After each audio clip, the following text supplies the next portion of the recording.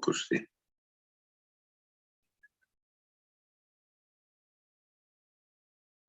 Son 8 nomás, ¿no?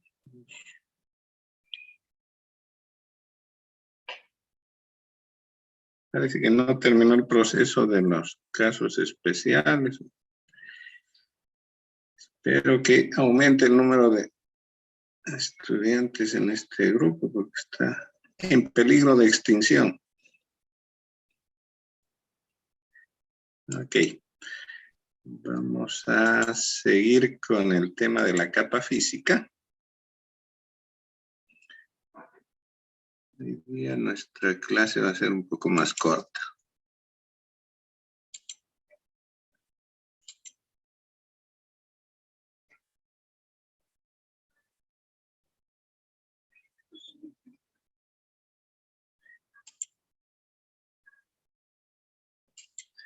Entonces veremos la tercera parte de la capa física. Nos vamos a abocar a lo que es la red telefónica conmutada. ¿Ya? El tema es que nos interesa la red telefónica pública porque en los inicios de la masificación de Internet se ha utilizado esta red como base para la comunicación, ¿no? El tema de conectar dos computadoras cuando están cercanas, digamos, en un mismo ambiente, en un mismo edificio, se puede realizar simplemente utilizando un cable, ¿sí? Un cble que en sus dos extremos una esas dos computadoras. Ahora, si la distancia es mayor, si una computadora está en un edificio, la otra está en otro edificio y hay mucha distancia entre ellos dentro de una misma ciudad, la alternativa de poner un cable de propiedad del usuario se complica porque ese cable va a tener, ya sea si va aéreo, utilizar los postes de alumbrado público u otros postes que ya están en la ciudad, ¿cierto? Y para ello tendrá que pedir permiso, de repente no se los conceden. La otra solución sería hacer subterráneo, pero para eso hay que cavar en las calles, ¿no? Lo cual es mucho más complicado. Entonces, ante esa necesidad de conectar dos computadoras que están distantes dentro de una misma ciudad, surge la presencia de la red telefónica que ya está instalada, ¿cierto? La red telefónica ha tendido cables desde los puntos donde se tiene un aparato, es decir, domicilios, oficinas públicas o privadas. Entonces, esos cables se podrían utilizar para la transmisión de datos, aunque los cables y todo el sistema telefónico público nació solamente para comunicación de voz con muchas restricciones, ¿no? Es decir, la voz se la puede entender cuando se utiliza el sistema telefónico público, pero no es muy fiel. Es decir, su ancho de banda está limitado a unos cuantos kilohertz nada más. Entonces, esto hace que no pasen frecuencias superiores a los 3 kilohertz ni inferiores a los 100 hertz más o menos. Entonces, esto dificulta mucho la comunicación de otro tipo de señales, como es el caso de los datos. Bien, entonces este es el panorama que nos tocaría ver. No está de más el conocer cómo es que surgió esta red telefónica conmutada y cuál ha sido su crecimiento, digamos, a nivel mundial. Aunque hay ciertas discrepancias, aparentemente quien inventó esto fue Alexander Graham Bell, por allá por los 1800 y fracción, es el siglo XIX. El primer sistema telefónico estaba conformado por dos aparatos, así como los del dibujo este. Entonces, cada aparato tenía una bocina, ¿cierto? Que se la colocaba uno cercano al oído, y un micrófono en el que tenía que hablar, ¿cierto? Entonces, tanto la bocina como el micrófono iban conectados por cables. Y esos cables unían directamente a dos de estos aparatos. Es decir, que si yo quería comunicarme con algún pariente, con mi tía Chichi, lo que tenía que hacer era adquirir de esta compañía, de la compañía de Graham Bell, los dos aparatos y pagar por el tendido de cable desde mi casa hasta la casa de la tía Chichi. Entonces, cuando yo quería hablar con ella, simplemente levantaba el aparato, me lo ponía cercano al oído y por el otro hablaba, ¿no? Había, bueno, obviamente un sistema a través del que se emitía un timbre, de modo que la tía Chichi se entere que quiero hablarle. Sonaba el timbre, si ella estaba en casa, levantaba el aparato y se establecía la comunicación.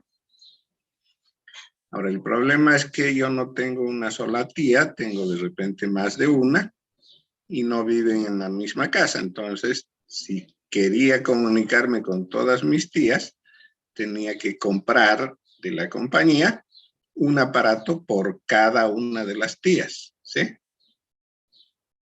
Un par por cada una de las tías. Entonces, en mi casa, si tenía yo 4 tías, necesitaba 4 de esos aparatos y de alguna manera tenía que identificar y decir, este es el de Chichi, este es el de la Juanita, etcétera, ¿no?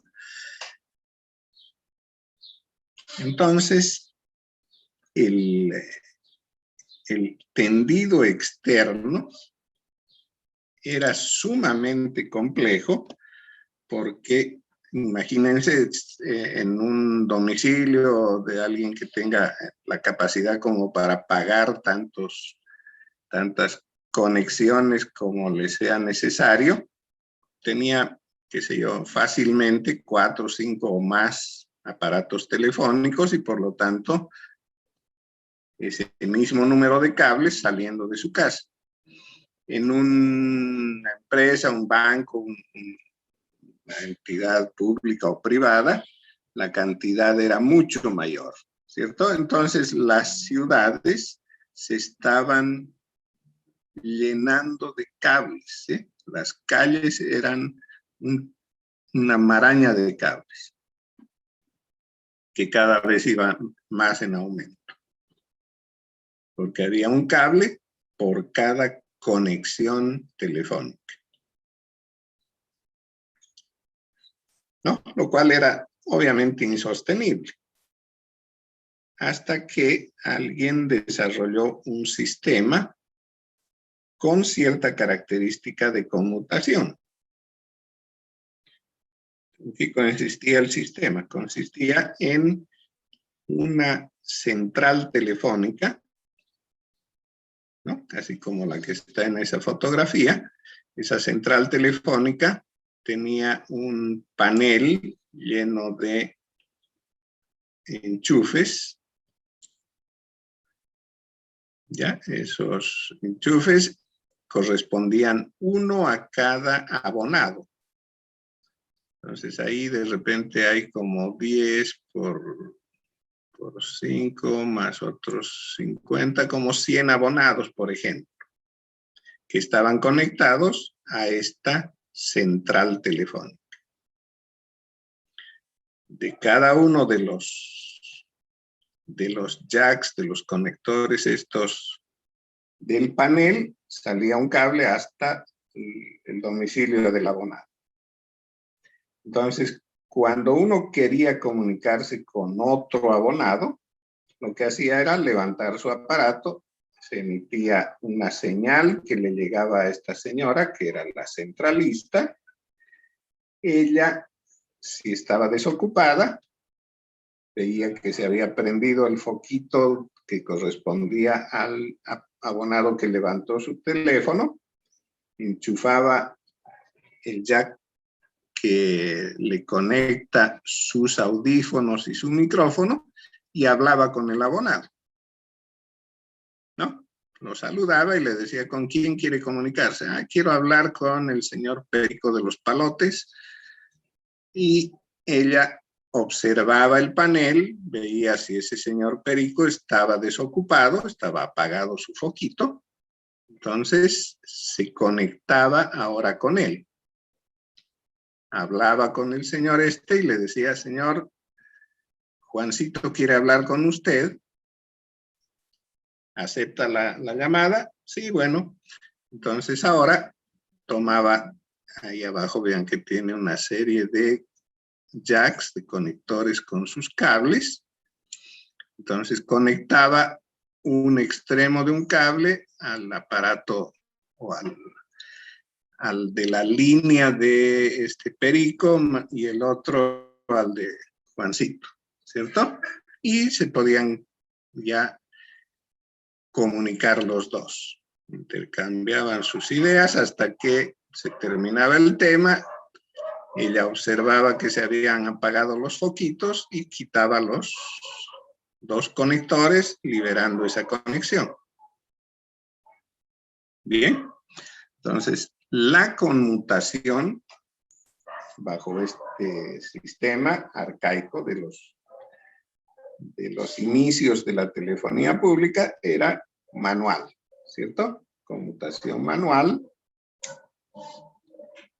sujeta a muchos errores, ¿cierto? A veces la telefonista se descuidaba y dejaba conectado a uno con otro sin que ellos ya estén en conversación. Entonces, ninguno de los dos podía comunicarse con otro a través de la centralista, porque su línea quedaba ocupada, ¿no? Entonces, bueno, surgían muchos problemas. Y aquí apareció este señor Almond Stroger. Él no tenía ni idea de tecnología. Su negocio era una funeraria. Él vendía servicios fúnebres. Entonces, claro, como esto requería comunicarse con los posibles usuarios, él tenía su línea telefónica.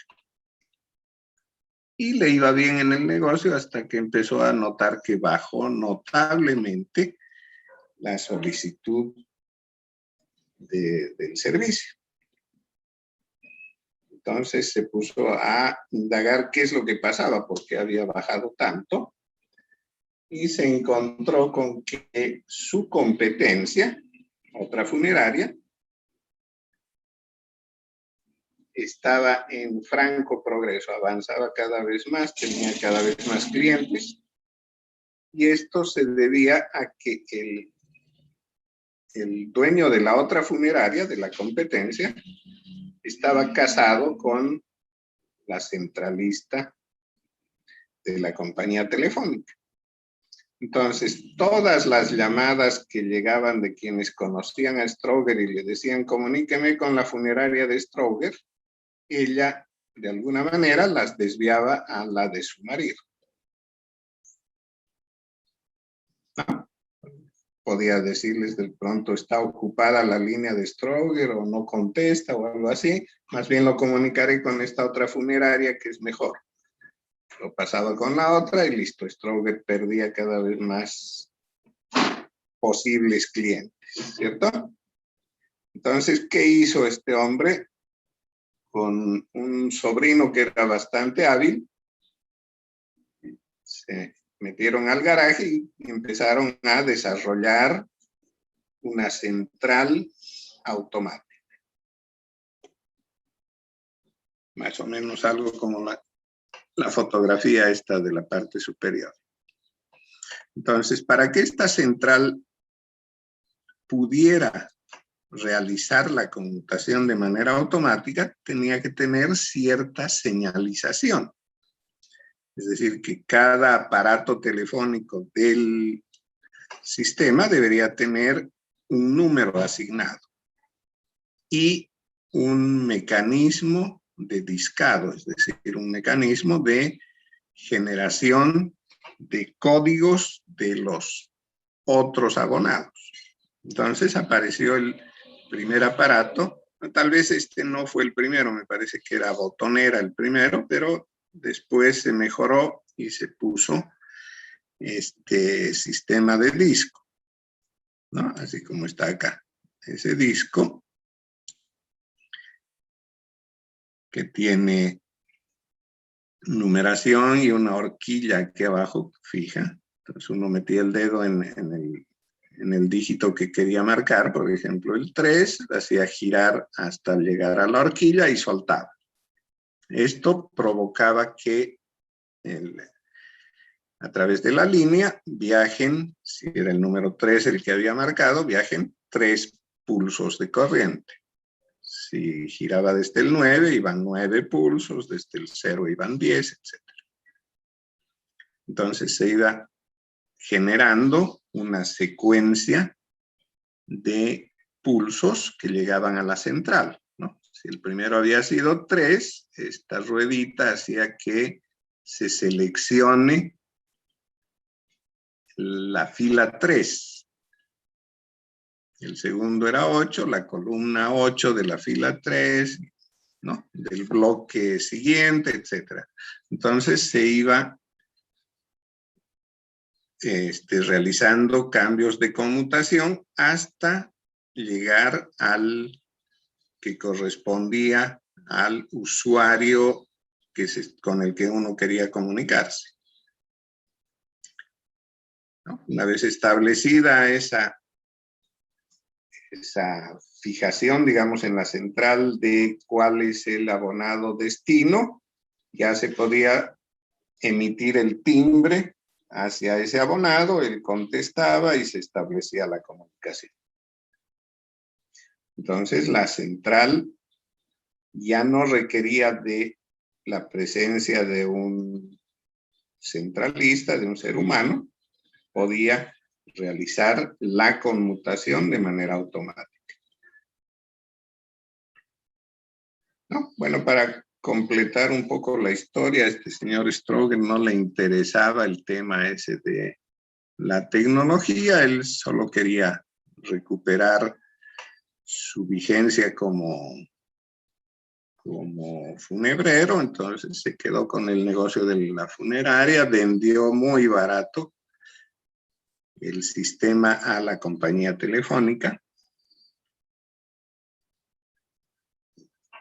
y a partir de ese momento ya entró en mejora este sistema y se fue desarrollando. En principio, estas centrales telefónicas automáticas tenían mucho componente mecánico, ¿no? Habían piezas que giraban. Esto fue cambiando a medida que pasó el tiempo y Aquí tengo un apunte. Bueno, entonces esas, no sé si puedo borrar eso.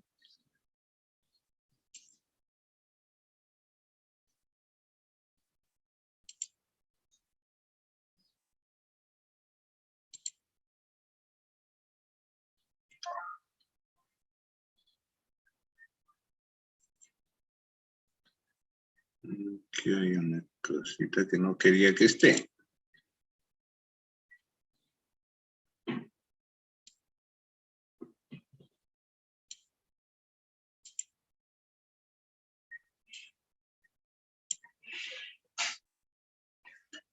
Eso.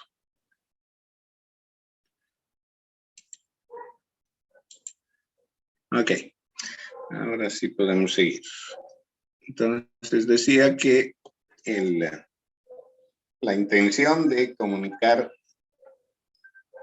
estos aparatos telefónicos en un principio sin la intervención de ningún tipo de conmutación se realizaba punto a punto. Desde cada punto iba una línea telefónica, ¿no? Entonces se llenó de cables y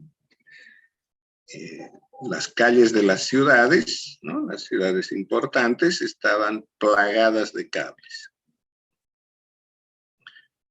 Insostenibles, ¿eh? O sea, el momento en que se quiere realizar una modificación significa nada más tender otro cable, complicando más el sistema. Con la mejora introducida por la central automática de Stroger, la figura se transformó en una estrella, donde el centro de la estrella es la central de conmutación automática. Cada usuario está conectado a través de un cable con esa central. Entonces, cuando este usuario A quiere comunicarse con el usuario X, lo hace a través de la central, ¿sí? Utiliza la central para que ésta lo conmute hacia el destino. Entonces se establece un circuito entre A y X, ¿no? A ese circuito se lo conoce como circuito virtual porque va a durar mientras la central lo permita. Una vez que la central detecta que ya no es necesaria esa comunicación, simplemente la libera y quedan desconectados A de X. Ahora, tiene sus limitaciones, ¿no? Las centrales se hacían con un cierto número de posibilidades de conexión, ¿no? La central manual estaba limitada en cuanto al número de conexiones por el número de jacks que contaba, ¿sí? El número de cablecitos para conectar uno con otro. Entonces, si eran 100 abonados, obviamente no tenía 50 jacks, ¿no? No había la posibilidad de que todos estén conectados a la vez con alguien, ¿no? 50 contra 50. Seguramente tenía su límite que lo establecían por cuestiones de políticas de la empresa, entonces habrían, no sé, unas 20 conexiones o menos simultáneamente.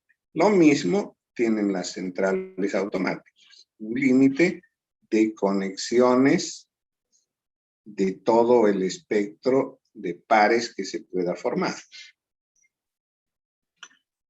Entonces, esta limitación, más la limitación de capacidad de usuarios que puede manejar una central, se resolvió en cuanto al mayor requerimiento que había, utilizando una conexión entre centrales. Entonces se hizo un modelo un tanto más jerárquico, así como el de la figura esta. sé dónde tengo mi cursorcito ahí. Entonces, por ejemplo, esta es una centralita final que puede estar ubicada en algún barrio, ¿sí? Por ejemplo, en Urbarí tendrán una centralita a la que se conectan todos los vecinos cercanos, ¿cierto? Y una o más líneas de esa central local o central final se conecta con una otra central que tiene características ya no de conectar usuarios, sino de conectarse con centrales que pueden ser finales o centrales de conmutación. Entonces se establecen redes jerárquicas, ¿cierto? Todos esos que aparecen ahí con cuadrados son centrales de conmutación de ciertos niveles, ¿no? Por ejemplo, Cotas de pronto tiene una central en la calle Bolívar. Y a ella están conectadas las centrales, digamos, finales como Urbarí, no sé, pues, Equipetrol, Plan 3000, qué sé yo, cuántas más habrá. ¿Cierto? Entonces, cada una de esas subcentrales podrían inclusive pasar a un otro nivel y tener un conjunto de centrales finales o locales. Entonces aquí ya la comunicación entre, por ejemplo, este usuario A y el usuario X no solamente pasa porque ellos están conectados a diferentes centrales finales, no pasa por una sola central, sino por un conjunto de centrales, ¿cierto?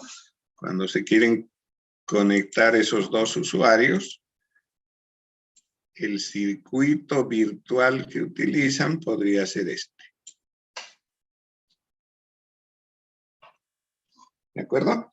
Entonces, esto hace que dentro de esta distribución jerárquica de centrales, entre ellas las líneas de comunicación no son líneas simples.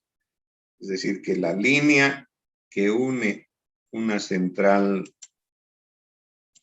de estas características con otra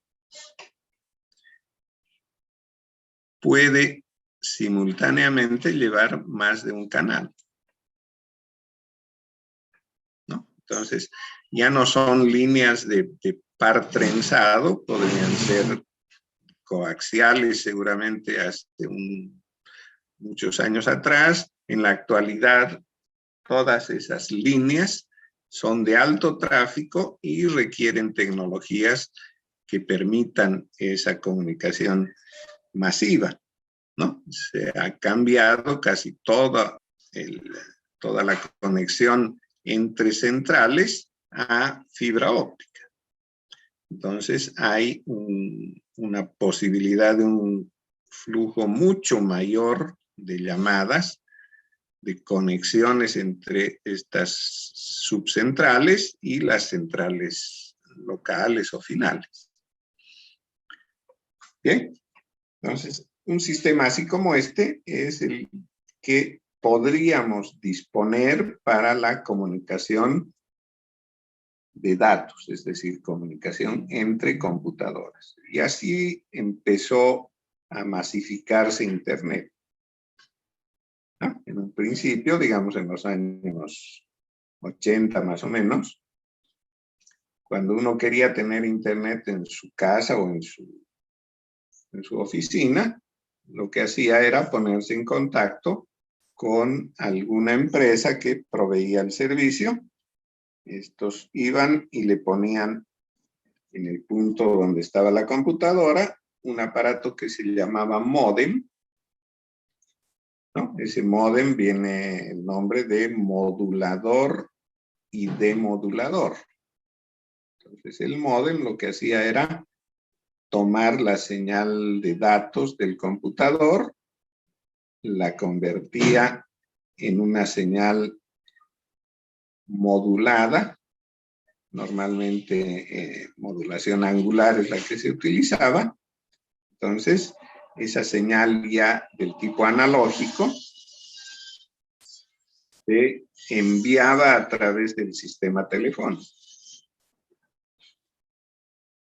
Llegaba al otro extremo, donde había otro módem con las mismas características. Este recibía la señal modulada, la demodulaba, es decir, tomaba esa señal analógica con características de modulación angular y de ella recuperaba la información, que era información binaria, y se le entregaba al computador de destino, ¿no? Entonces podía establecer conexiones punto a punto de computadoras. Internet, bueno, no buscaba la conexión punto a punto, sino conexiones a través de servidores, ¿cierto? Entonces, bueno, esos módems con ya características mucho más fuertes se desarrollaron para que puedan efectuar la conmutación hacia estos circuitos virtuales. Entonces aparecieron otros equipos más complejos de propiedad ya de quienes proveen el servicio de Internet, pero que tenía cierta base en el sistema telefónico, porque era el medio masivo y fácil de conectar usuarios, ¿no? Entonces, los principios de Internet se basó en el sistema telefónico. A medida que el sistema de conmutación de Internet fue progresando, básicamente superó ampliamente al sistema conmutado telefónico, es que ahora se ha invertido la figura, y más bien en una red de datos está inmersa la comunicación de voz, ¿cierto? Lo que antes no tenía otra alternativa en la comunicación de voz que utilizar el sistema telefónico público, hoy con los teléfonos celulares y otros mecanismos a través de conexiones inalámbricas o alámbricas, más bien se adueñó de, o más bien hizo que este sistema telefónico, que indudablemente era fundamental para la comunicación en los años 80, hoy se vea rebasado y casi ya está desapareciendo, ¿sí? O sea, ya nadie se interesa en tener un teléfono fijo en su casa, porque ya nos hemos habituado al teléfono móvil. Entonces, es mucho más fácil tener el teléfono en el bolsillo, hacer las llamadas independiente de donde estemos, ¿cierto? Y todos esos servicios que brindaba la telefonía local, más bien ahora se están implementando sobre la red digital, ¿no? Al contrario de lo que estaba sucediendo en los años 80.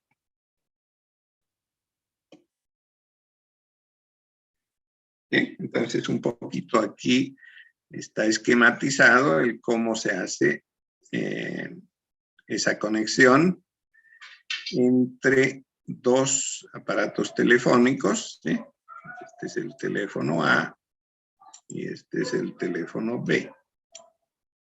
Entonces se establece, decíamos, un circuito virtual. Desde el teléfono A hay una línea que podríamos llamar local, es un cable que lo conecta desde su domicilio hasta una oficina final, una pequeña central telefónica. Seguramente han visto en algunos barrios, hay unas cajas metálicas verticales en las calles, ¿no? En algún lugar sobre las aceras están pegadas a una pared o algo así.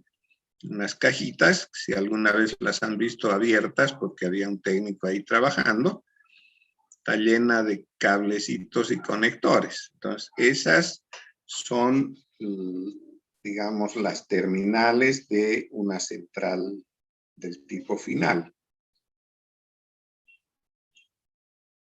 Esas oficinas de conmutación primaria, digamos, se conectan con centrales telefónicas conmutadas que podríamos llamar interurbanas.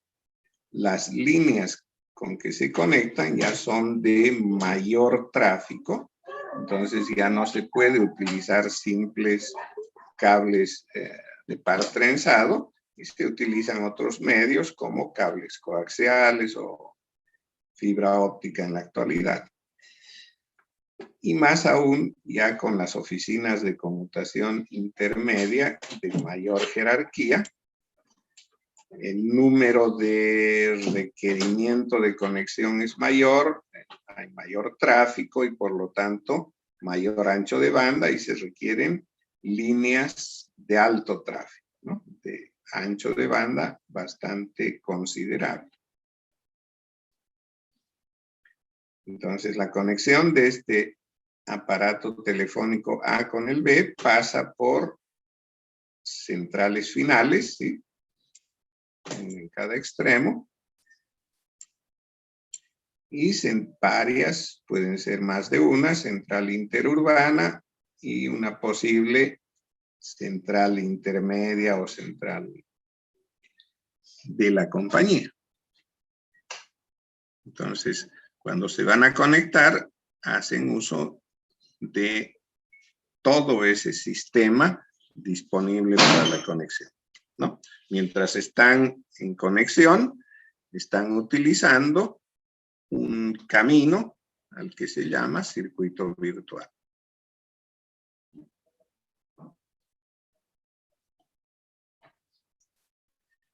Ahora decía que para la conexión de computadoras, es decir, transmisión de datos a través de esta red telefónica, lo que se necesita es conectar al computador un módem, ¿no? Un equipo que tiene la capacidad de modular y también de modular. Hace de modulador cuando el computador le presenta los datos que quiere hacer llegar al otro extremo. Entonces toma esos datos binarios y los modula, los convierte en una señal analógica en la cual está variando alguno de los parámetros, amplitud, frecuencia o fase. Normalmente, bueno, en un principio se trabajó con modulación de amplitud porque era más fácil, pero el ruido era el mayor enemigo, entonces, además del ancho de banda tan reducido, se mejoró subiendo a FM y PM, ¿no? Modulación en fase, con las que había una enorme limitación en cuanto a ancho de banda, el que mejoró muchísimo con las nuevas técnicas de modulación, ¿no? Esas de las que hemos hablado, modulación en cuadratura, en la cual se puede enviar ya no información de un bit, sino de un conjunto de bits.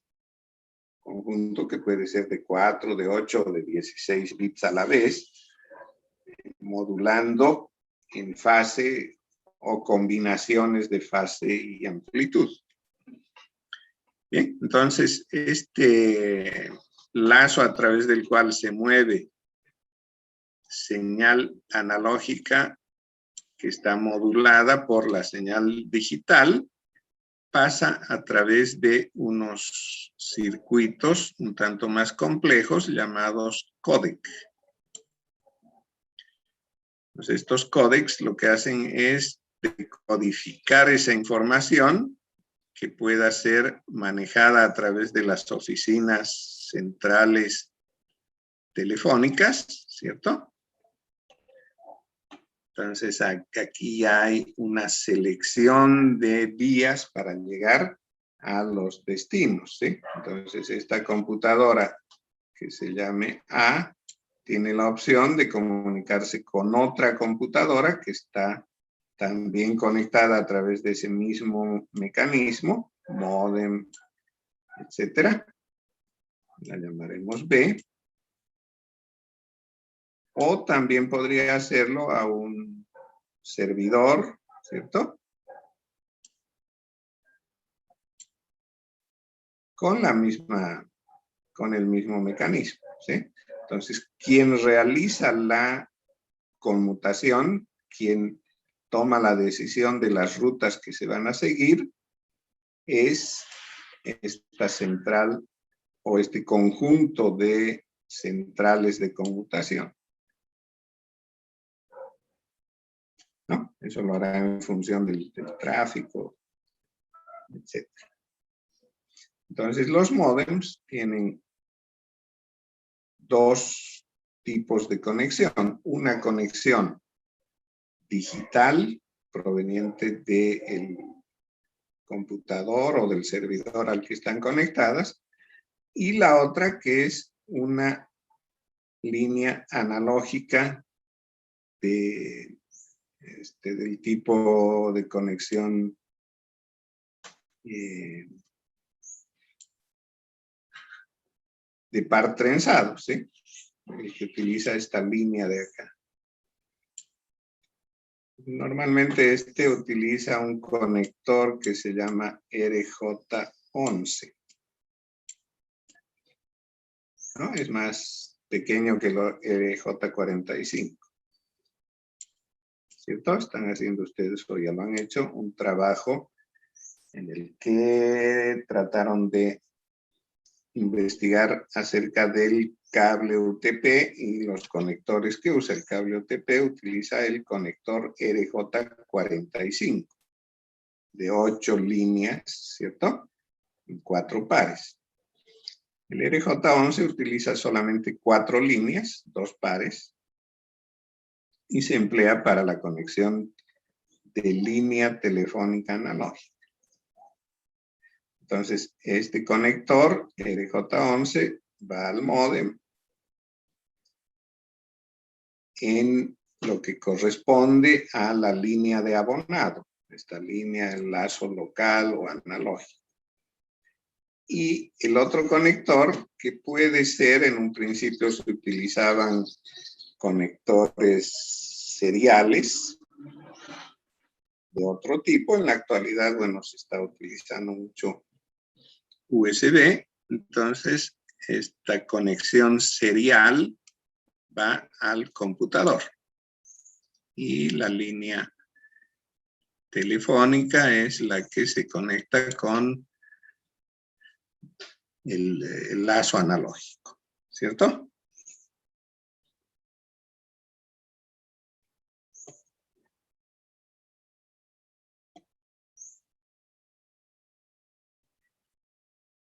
Aquí hay una pequeña relación que nos da una idea de el uso que se le da a estas líneas telefónicas.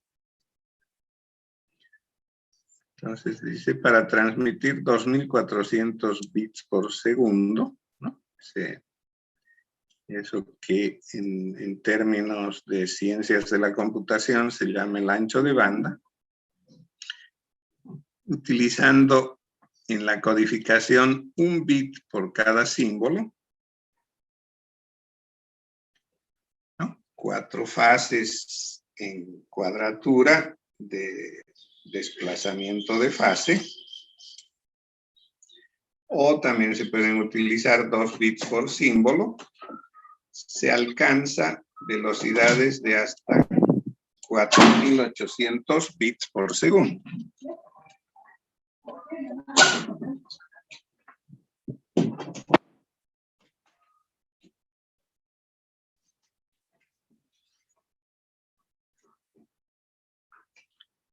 ¿No? Con sistemas ya más elaborados de modulación, como el estándar de módems B32, que utiliza 32 puntos para 4 bits de datos, ¿no? O sea, cada símbolo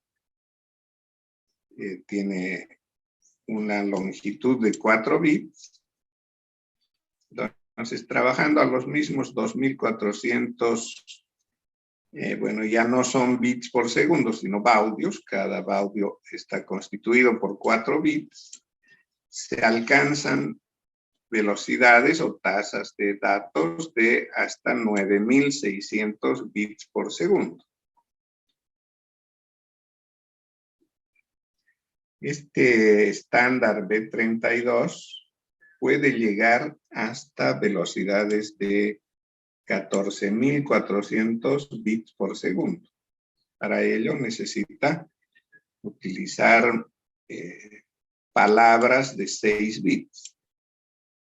Entonces, cada símbolo lo construyen 6 bits, trabajando a la misma tasa de 2400, nada más que ya no son símbolos de un solo bit, sino de 6 bits, ¿no? El estándar B34 llega a duplicar esa tasa de datos. Sube a 28.800 bits por segundo. ¿No? Nada más que las palabras son de 12 bits.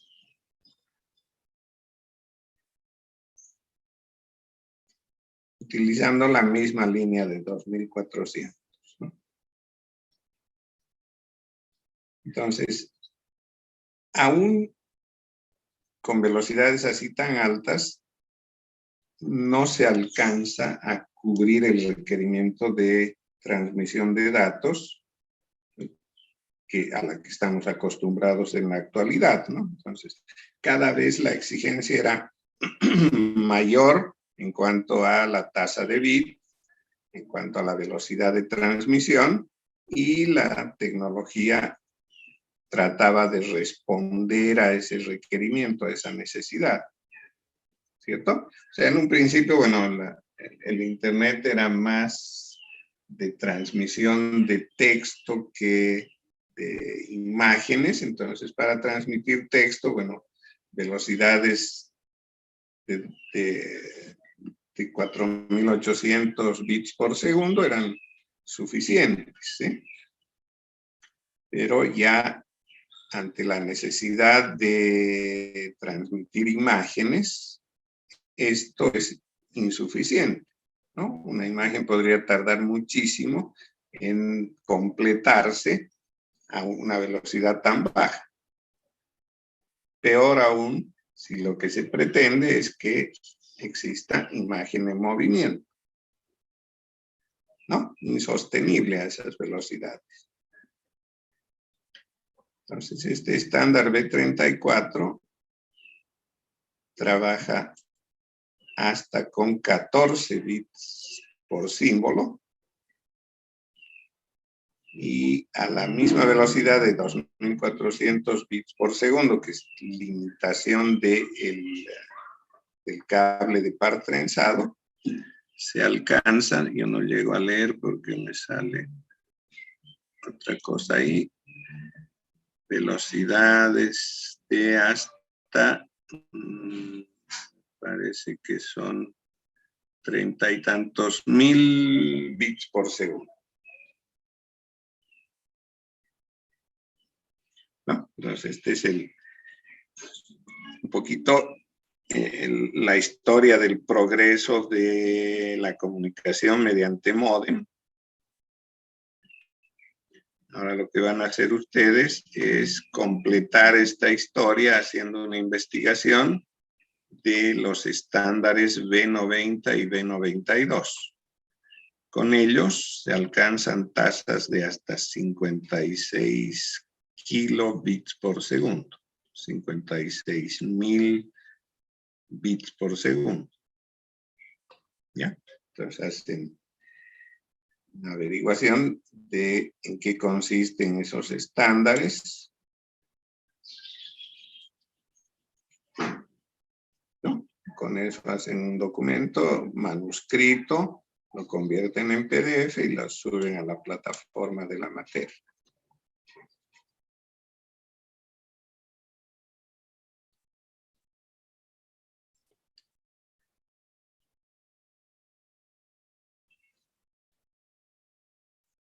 Bien, entonces el tema de la conmutación, decía, ha pasado por etapas que podríamos resumir en este dibujo, ¿no? Aquí estas centrales locales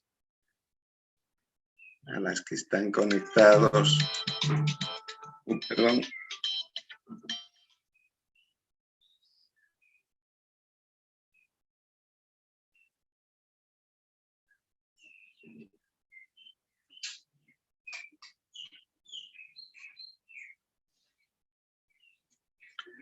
Entonces decía, estas centrales a las que están conectados los abonados se pueden interconectar con las mismas líneas, ¿sí? Lo cual no es del todo eficiente porque el requerimiento de conexión, por ejemplo, de este abonado con alguno que esté por aquí, podría ser muy alto y ocupar permanentemente esta línea si es una línea simple.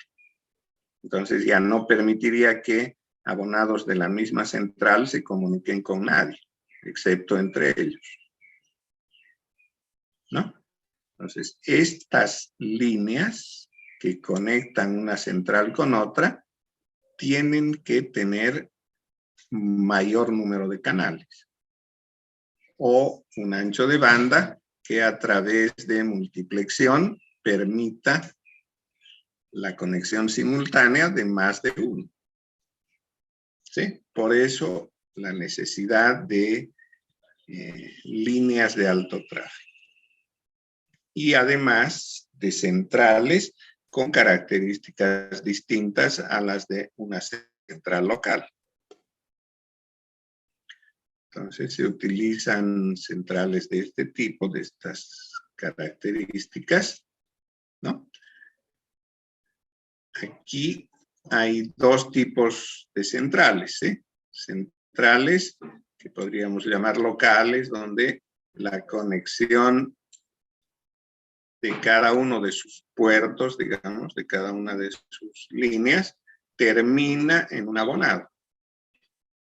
Y son otro tipo de líneas, otro tipo de conexiones, las que relacionan a las centrales con otras centrales de conmutación. Entonces, estas centrales de aquí, a diferencia de las terminales, no conectan abonados, no conectan usuarios, solamente conectan centrales, ¿cierto? Del mismo modo, cuando trabajamos con datos, el establecer una comunicación entre un abonado y otro en el tema de la comunicación analógica, decíamos, pasa por la elaboración, la formación de circuitos virtuales. Tanto que con datos, digamos que la comunicación no precisa de establecer una conexión. Se lo puede hacer enviando paquetes, ¿no? Que juntos constituyen la información completa, ¿sí? Entonces van los paquetes separados. Podrían esos paquetes tomar diferentes rumbos, es decir, ir por caminos diferentes y al final llegarán todos al destino. Entonces, aquí se habla de que la conmutación, al pasar por ella paquetes, es una conmutación de paquetes, ¿sí? Lo que hace en el sistema telefónico, conmutación de circuitos, aquí se lo hace conmutando paquetes. Entonces son los paquetes los que viajan a través de diferentes rutas.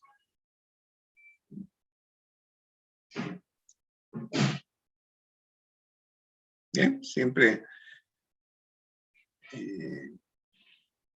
hay que tomar en cuenta esas dos alternativas, ¿no? Porque una requiere del establecimiento del circuito virtual, del establecimiento de una conexión, ¿no? Así como está marcada aquí, este aparato, a través de la decisión de las centrales, eligió ese camino para llegar a este otro destino, ¿sí? Entonces, una vez que se ha establecido el circuito, lo que hacen ellos es utilizar ese circuito para intercambiar la información. En cambio, en este otro esquema, en el esquema de conmutación de paquetes, simplemente el equipo terminal A, ¿no?, que puede ser un computador, va enviando paquetes a la primera central que lo conecta. Entonces, ella puede tomar la decisión de enviar algunos de los paquetes por este camino y otros por este otro camino, ¿no? Lo propio van a ser las centrales intermedias. Tomarán por algún motivo decisiones de utilizar rutas que estén en ese momento con menor tráfico, más livianas, etcétera. Entonces, algunos de los paquetes que ha colocado el computador A pueden viajar por aquí, ¿cierto? Y seguramente existe la posibilidad de que otros paquetes tomen esta otra ruta, ¿no? Entonces, van a llegar paquetes de diferentes rutas, pueden hacerlo en diferente tiempo.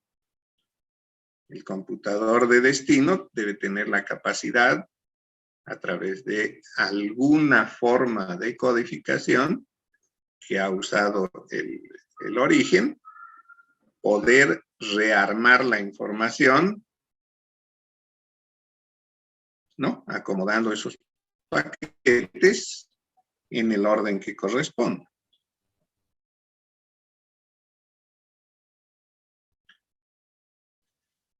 Bien, aquí un poco el esquema en cuanto a cómo se realiza en conmutación de circuitos y en conmutación de paquetes.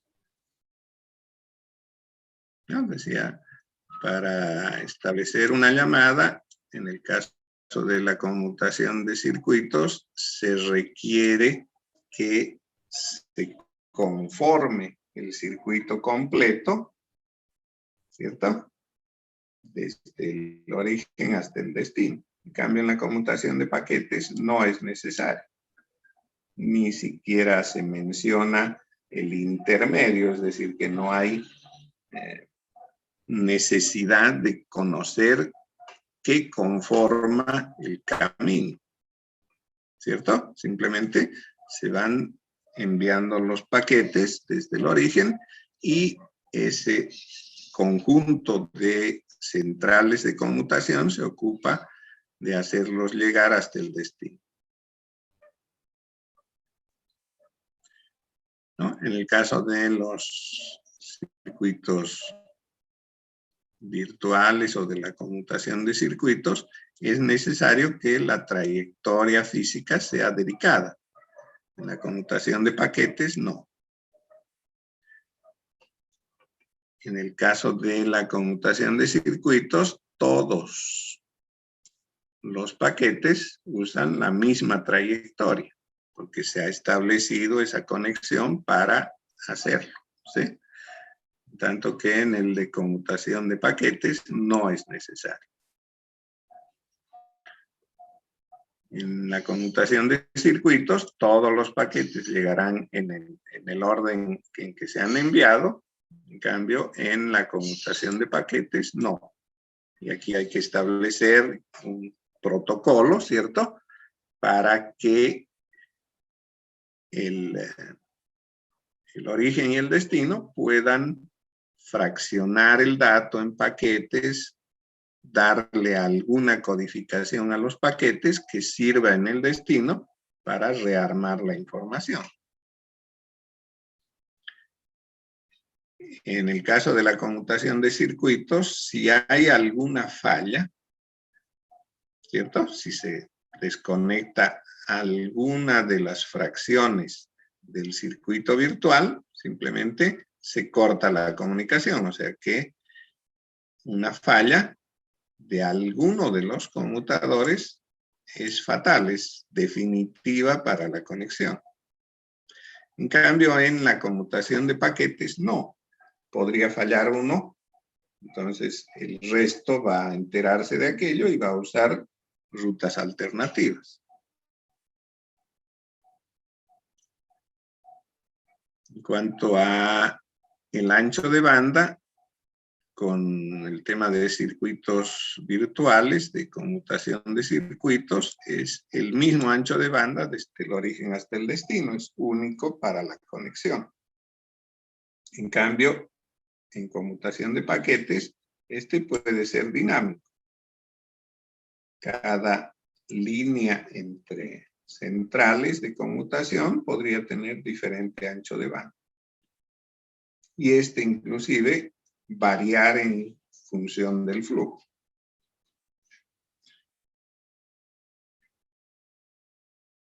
En cuanto a las congestiones, la congestión se la resuelve en la conmutación de circuitos durante el proceso de establecimiento de la conexión. En cambio, en el caso de la conmutación de paquetes, para cada paquete hay que resolver el problema de la congestión, ¿no? Tratar de usar las rutas menos congestionadas y esto hace que puedan cambiar las rutas de unos paquetes respecto a otros.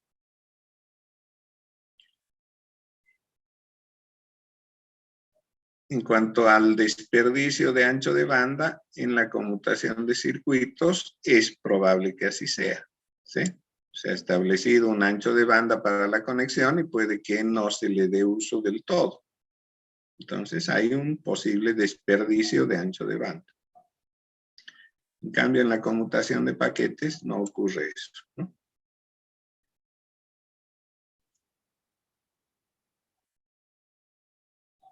En conmutación de circuitos no es necesario que los conmutadores intermedios almacenen la información, ¿no? No necesitan almacenar los paquetes. Ellos simplemente dan paso a la circulación de ellos. Porque ya se ha establecido la ruta, el camino a través del cual van a llegar del origen al destino. En cambio, en conmutación de paquetes, los conmutadores tienen que tener la capacidad de almacenar paquetes, ¿sí? Porque va a llegarles uno a uno los paquetes, tiene que almacenarlos hasta que se reenvíen por la ruta que se ha decidido. Es probable que las velocidades de recepción y retransmisión no sean las mismas, entonces deberá tener una cierta capacidad de almacenamiento de paquetes para regular ese flujo.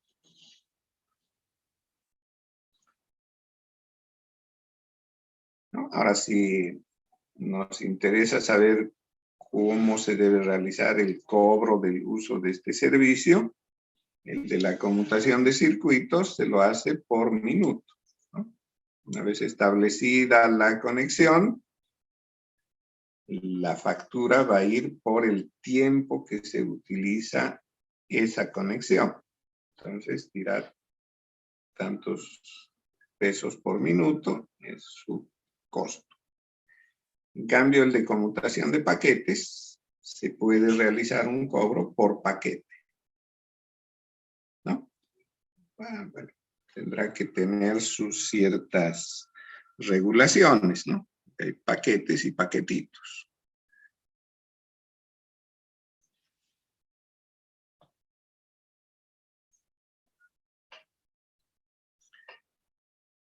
Siguen llegando tareas. Hemos hablado de el sistema telefónico público conmutado y su utilización para la conexión de datos. Una otra alternativa la constituye el sistema de telefonía móvil. Entonces, ustedes lo que van a hacer es una investigación, un resumen de cómo está constituido el sistema telefónico móvil, ¿no? Otra vez, repito, esto lo hacen manuscrito y lo convierten en PDF y lo suben a la plataforma. ¿Qué debe incluir su investigación? Las bases y fundamentos, ¿no? Cómo es que funciona el sistema de telefonía móvil, cuál es su principio de funcionamiento físico, el desarrollo que ha tenido este sistema. Pueden hacerlo haciendo mención a las generaciones, desde la primera generación hasta la que ya se está implementando, que es la quinta generación. ¿Cierto? Entonces dirán cuáles son las características de la primera generación, de la 2, etcétera, y cuál la expectativa de la quinta generación. Dentro de la telefonía móvil, no solo han habido mejoras en cuanto al sistema mismo, sino también un notable desarrollo tecnológico en cuanto a los aparatos. El aparato telefónico de las primeras generaciones estaba destinado a lo que se quería hacer en un principio, que era comunicar voz. Entonces era suficiente con la comunicación de voz. Después ya empezó a introducirse mensajes ¿no? Con caracteres, ¿cierto? Mensajes de texto. Y a estos mensajes de texto ya se les fue añadiendo imágenes, movimiento y otras cositas, hasta que los teléfonos en la actualidad se han hecho sumamente inteligentes, ¿eh? Un teléfono celular actual, conocido como smartphone, es prácticamente un computador. Puede hacer muchas cosas por encima de la comunicación de voz. Entonces, ustedes van a incluir en esta investigación una caracterización de lo que es un smartphone. ¿Cuáles son las características generales que tiene? ¿No? Y por último, harán una inclusión estadística de más o menos la cantidad de usuarios de telefonía móvil, no solo en el mundo, sino también en Bolivia, ¿ya? Entonces aquí, cantidad de usuarios de la telefonía móvil en el mundo y en Bolivia.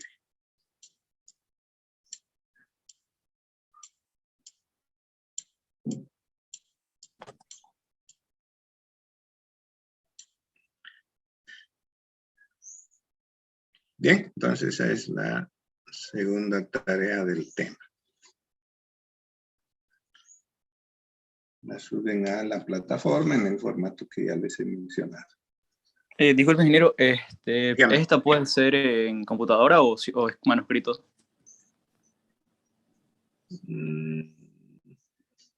Preferible que sea manuscrito. ¿Ya? Ok, ingeniero. Preferible manuscrito. Pueden de pronto tal vez, como van a poner de repente figuras y cosas, no está bien que las dibujen a pulso, ¿no? Pues algunas fotos habrán y de repente pueden incluirle texto hecho en computadora. Lo que quiero aquí es incentivar un poco la lectura, ¿cierto? ¿Por qué? Porque tienen para hacer el resumen que leer, ¿cierto? Y volver a escribir. Entonces algo retendrán de todo eso. Porque si simplemente les pido que me pasen en texto, lo único que hacen es buscar en internet, copian, pegan y conforman un documento, ¿sí? Y algunos ni siquiera leen y de repente están poniendo cosas que ni corresponden al tema. Entonces, con esto, bueno, por lo menos se ven en la necesidad de buscar, leer, resumir y volver a escribir. Entonces, hay un contacto más profundo, digamos, con el tema. Y eso va a hacer que mejore la retención de los temas en discusión. Bueno, entonces, preferible que se evite todo texto escrito en computadora. Traten de que todo sea manuscrito. Bien. Entonces, con esto habríamos terminado el tema de la capa física y comenzaremos la próxima semana con la capa de enlace de datos.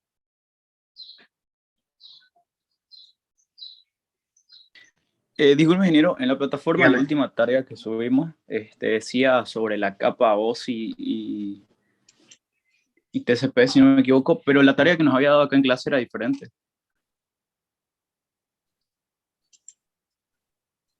Me parece que la tarea les había dicho que hagan una comparación entre OSI y TCP/IP, ¿cierto? Entre los dos modelos de referencia, hacer una comparación y de cada una de ellas, de OSI y de TCP/IP, poner las ventajas y las desventajas, que tiene de bueno y que tiene de malo cada una de ellas. Sí, también nos había dado la tarea del ponchado, ¿no es? O sea, la del cable, UTP. Exacto. Esa igual habría que ponerla ahí. No, pero es distinta tarea, ¿no? La de TCP/IP y OSI es la que corresponde al primer capítulo, al de introducción. La del cable UTP es ya de la capa física, ¿no? Ok. Gracias, ingeniero. Ok. ¿Alguna otra duda? Bueno, nos despedimos entonces. Hasta el día martes. Se cuidan. Hasta luego, ingeniero. Gracias. Hasta luego, ingeniero. Luego. Hasta luego, ingeniero. Hasta luego.